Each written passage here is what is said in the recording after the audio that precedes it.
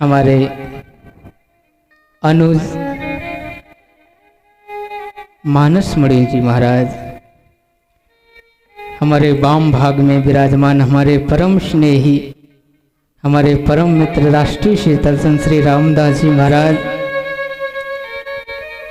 इस कथा को कुशल संचालक हमारे पूज्य बंबई से पधारे हुए परम पूज्य श्री राम जी महाराज, और इस कथा के मुख्य यजमान श्रीमती नीतू एवं प्रदीप मिश्रा जी, एवं सभी धर्मानुरागी सज्जनों एवं श्रद्धामयी माताओं एवं बहनों, हम सबका अत्यंत सौभाग्य है कि ऐसे भागवतों कथा कहीं भी हो सकती है।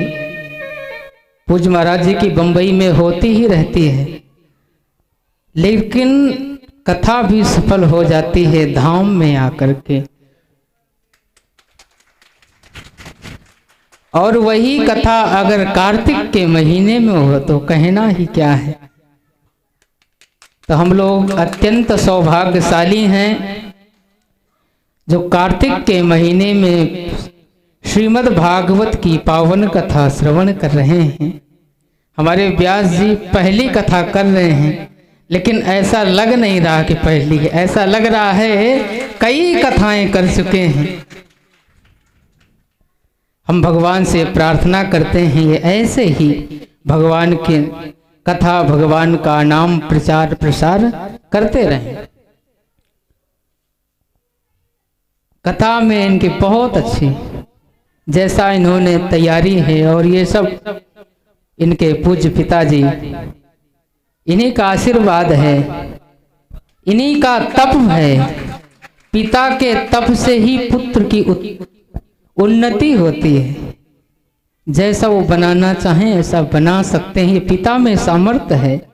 तो इनका ये कुशल नेतृत्व है जो उन्हें बचपन से प्राप्त है। आज हमारे मानस मणि जी बहुत अच्छे प्रवक्ता बन चुके हैं। हमें बहुत प्रसन्नता है कि हमारे आश्रम से निकल के एक विद्यार्थी और भगवान की इतनी सुंदर कथा कह रहे हैं। कथा तो सभी कहते हैं, जैसे भोजन है, भोजन तो सब बना लेते हैं, लेकिन एक भोजन वो होता है जो भूखा खा लेता है। भूखे को आप रोटी दो खा लेगा, लेकिन कोई भूखा नहीं है फिर उसे खिलाना है तो थोड़ा सा नमक मिर्ची लगाना पड़ेगा। तो कथा तो सब कहते हैं, एक होता है श्रोता जिसको कुछ भी सुनाओ वो सुन लेगा। ऐसे हैं प्रदीप मिश्रा जी।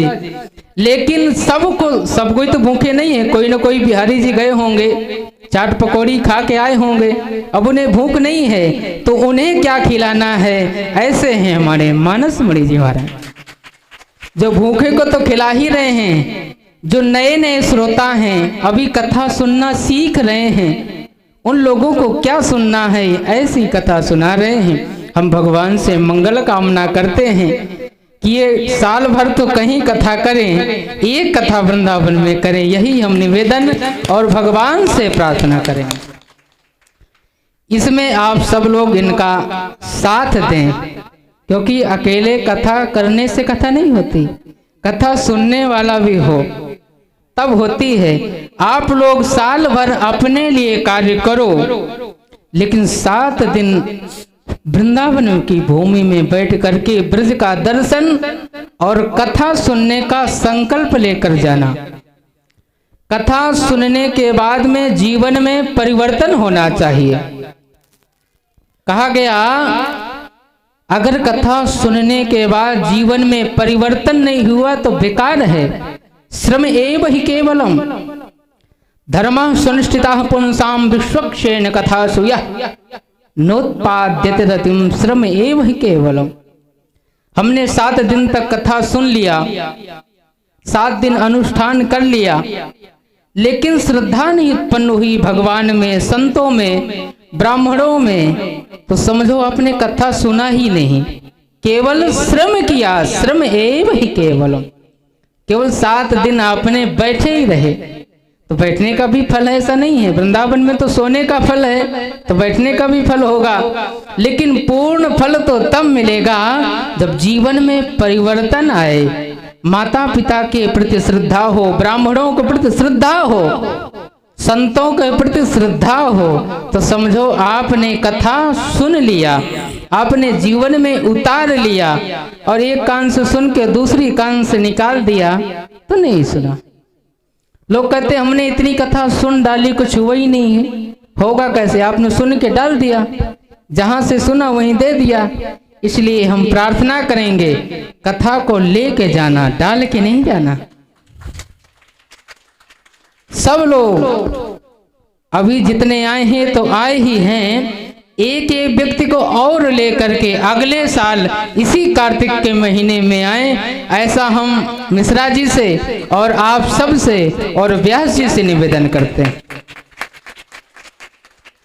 आप सब लोग यहाँ आए, यहाँ रुके, अगर किसी को किसी बात का कष्ट हुआ हो तो हम उसके लिए क्षमा प्रार्थी हैं। आप सभी हमारे मेहमानों के रूप में आए हैं, अतिथि देवो भव। हमारे आप सभी अतिथि रहे, 7 दिन तक हमको सेवा करने का अवसर मिला। आप सभी ऐसे ही आते रहें, ये आपका ही आश्रम है। यही कहते हुए अपनी वाणी को विश्राम देता हूँ। श्री वृंदावन बिहारी लाल की